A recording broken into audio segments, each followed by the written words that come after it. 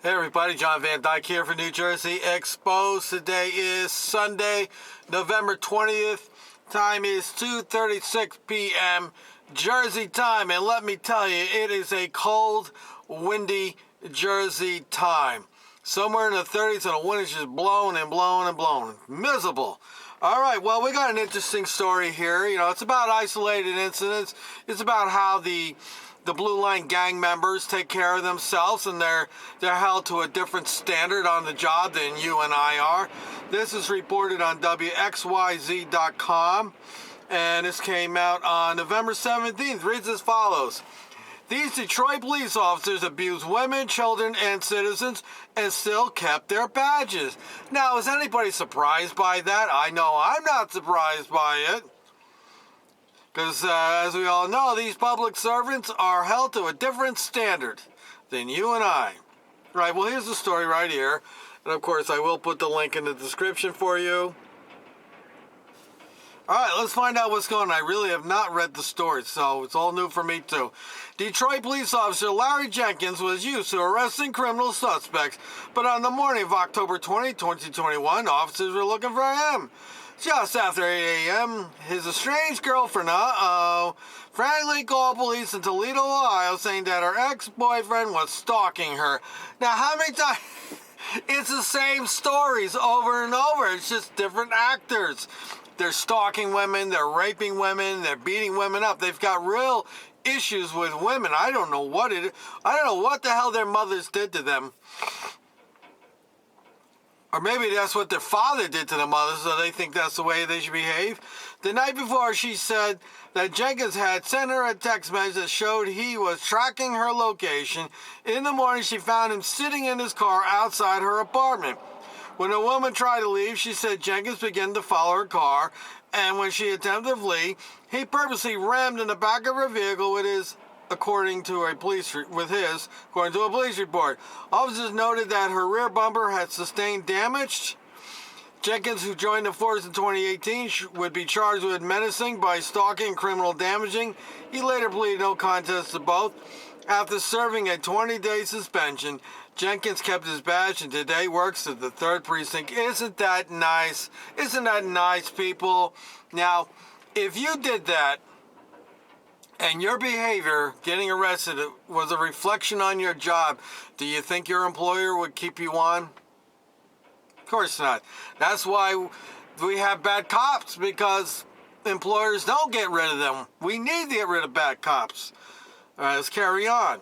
Since 2016, at least 151 Detroit police officers have faced criminal charges from assault and battery to drunk driving and bribery, just to name a few. All the things that I report on all the time. I'm surprised they haven't mentioned rape yet. Like Jenkins, many of the officers remain on the force, either being convicted by a court or found guilty of departmental charges. See, I think the minute you're charged and arrested and you're found guilty, that's it. You're done. You're out of here. You're supposed to be, cops in my view, are supposed to be pillars of society. They're supposed to be examples of how to be, not examples of how not to be. And that seems to be the reoccurring theme. You look at them and you realize how you should not be. It's shocking, said Commissioner Willie Bell, a retired Detroit police officer. Why is it shocking? That is a significant number of officers. It tells me that we need a stronger city charter, said Commissioner Ricardo Moore. It tells me that the union contract might be a little too strong and that some adjustments need to be made. Well, it always comes back to the union, because the union is paying the politicians off. The union is the one that comes to these bad cops' rescues. The union is the one that enables bad cops. It tells me we need to start. In January 2019, Clinton Township Police received a domestic call from Officer Blake McCullough's wife, who said she had just been punched with a closed fist. Only one? He punched me dead in my face, she told officers, according to a police body cam video. You've got a big welt on your face, an officer noted. This isn't the first time he did this, she replied. No, he got the left eye. This time he got for the right eye. Next time it'll be your teeth. Officer McCullough, who joined DPD in 2016, meant to strike his wife in the face, but said it was an accident. Well, it was an accident because she didn't get out of the way when he started swinging. He was placed on arrest and charged with domestic violence. His wife later refused to prosecute. Well, you know what? These badge monies, they don't learn. And the case was dropped. McCullough was suspended for 3 days and today, according to Assistant Chief David LaValle, still works at DPD. Even when officers are punished for domestic violence, they don't always serve their full punishment. In 2018, Officer Lewis Wilson pleaded guilty to domestic violence after being accused of striking his wife in the face. His penalty was a 13-day suspension, but through a provision in union contract, he only served 3 days and deducted the remaining 10 from his comp time bank. Is there room in the department for cops to strike women? Of course, because that happens all the time. They used to be the number one crime. Now it's violence, sexual violence against children. Is there room in this department for cops to strike women? Asked Sevens Ross Jones. There's not room for people who show a repeated pattern. Repeated pattern. You punch your wife in the face one time and you're a cop. That's it. You're done. We can't send you out to domestic violence calls. But the first time there will be a leniency, Jones asked. All right, so we're going to give you leniency. Well, it depends. If you got a charge on you and it's sustained, then that's it. You're done. But if it's not sustained or whatever, I would say at least a 1-year suspension would probably work pretty good. Like I said, we look at each case individually, the Assistant Chief replied. Since 2016, at least 18 Detroit officers have been charged with domestic violence, including Alexand.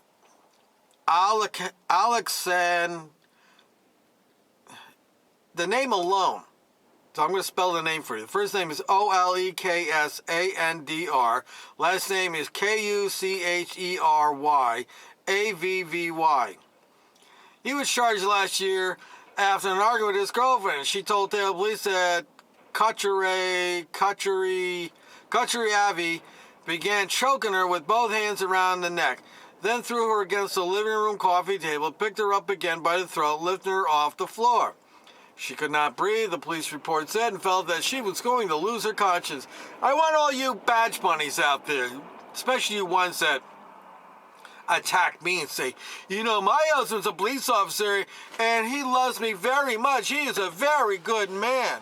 And to all you badge bunnies out there that want to date a cop, you see somebody in that uniform with a badge and a gun, and you're thinking it's a good idea to get with them, and then you can brag to your girlfriends that you're married or you're going out with a cop and you got all this power and prestige. Think about it.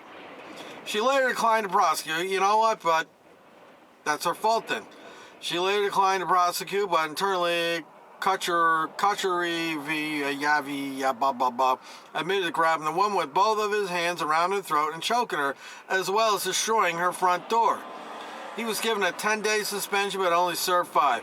If he stays out of trouble for a year, he won't have to serve the rest. LaValle said the punishment fit the violation. It makes sense that he was involved in this one accident. He has a 1-week period that, again, his pay and benefits would be withheld. So what? It's cheaper than hiring a lawyer and going and fighting it in court and everything, right? But Sarah Rennie, executive director of the Michigan Coalition to End Domestic Violence and Sexual Violence, said it's conduct that shouldn't be tolerated from those wearing a badge. But it is tolerated. It continues all the time, and there's no shortage of badge monies that will get involved with them. We hold our officers to a higher standard. Yeah, bullshit.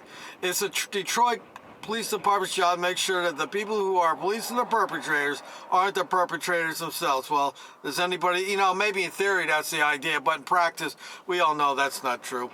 In 2018, then Police Chief James Craig held a press conference announcing the suspension of Officer Willie Fortner after he was charged with 4 felonies and a misdemeanor. On early April morning, just after 2 a.m., surveillance video showed Fortner in Greektown grabbing his girlfriend around her neck and pulling her to his vehicle. A witness later testified that she was upset and crying, saying, "Get off me. I don't want to go with you," and that he saw Fortner punch her. When passerbys tried to intervene, according to Wayne County prosecutors, Fortner ran to his vehicle, pulled out a gun from his trunk, and pointed it in their way. Well, isn't that how they solve problems? I keep saying it all the time. These bad cops, all resort to violence to solve a problem. That these big guys, he's probably a big guy. Big guys resort to violence to solve a problem. That's all they know. They learned this when they were kids, that if they intimidate somebody due to their size, that they will get compliance. They will get what they want. They will solve the problem. Fortner was acquitted of the felonies against him, but found guilty of domestic violence.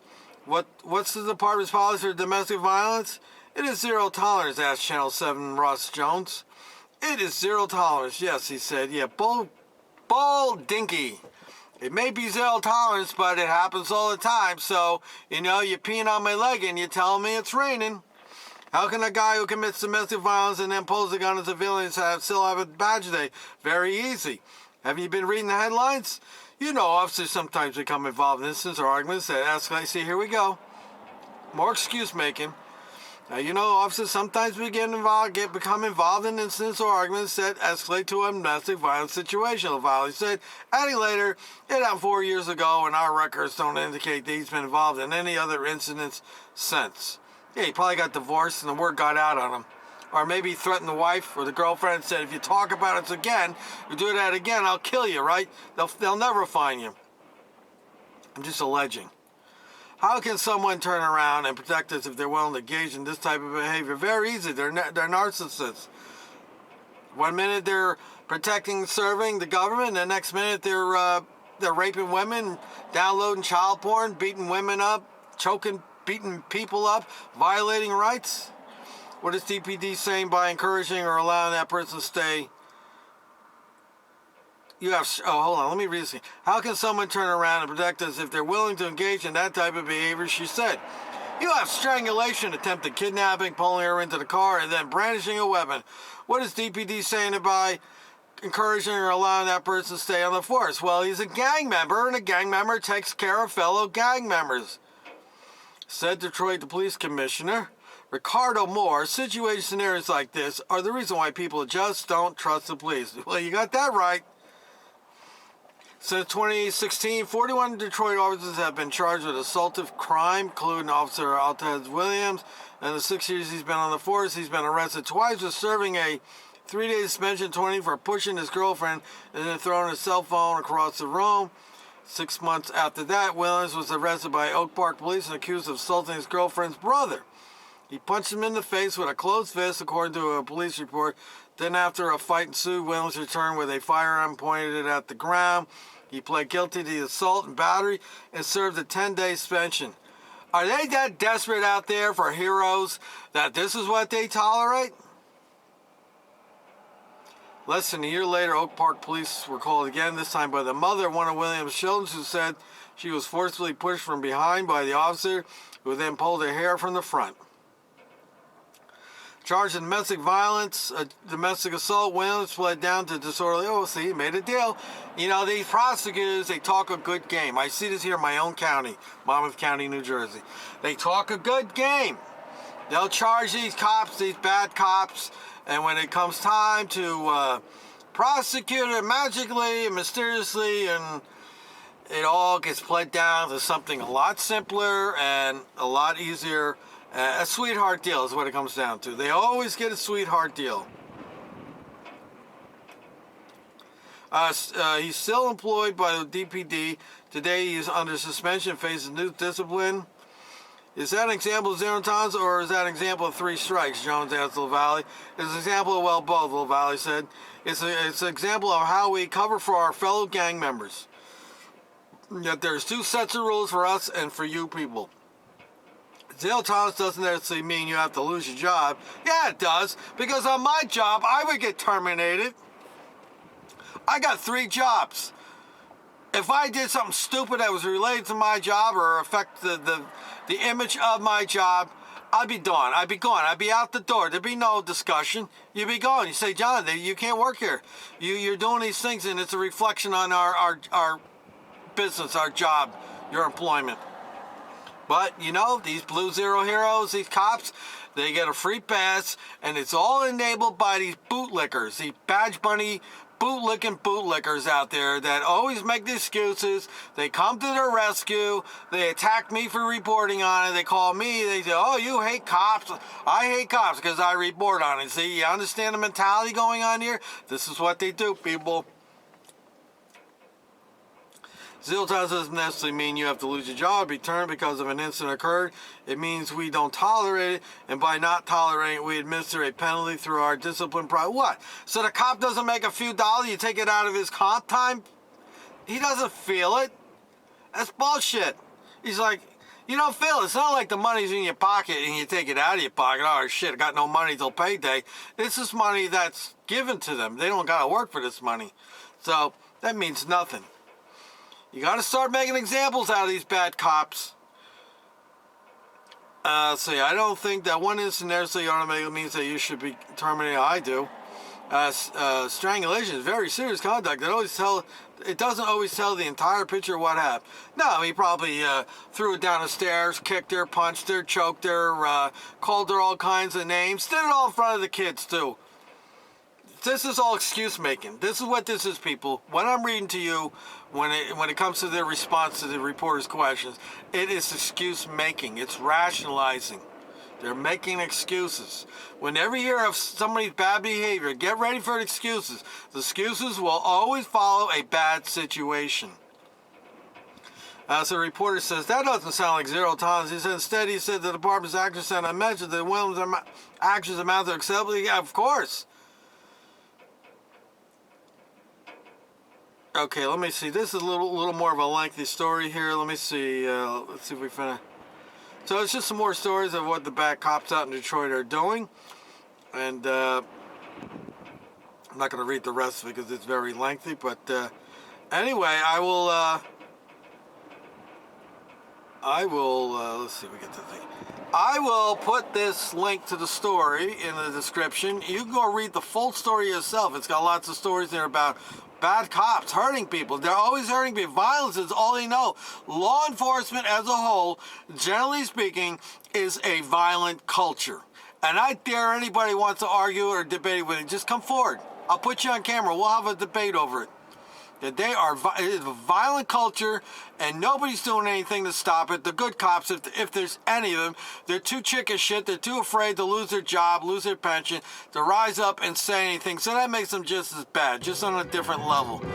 Violence is all they know, people. Violence. And they have sexual perversions, too. So you take that sexual perversion, you mix it with the violent behavior, and what do you have? You got a story every day in the newspaper, or I should say on the internet, about some cop perpetrating violence and sexual acts on somebody. I'm John Van Dyke for New Jersey Exposed. Let me know what you think in the comments section. Till next time, people.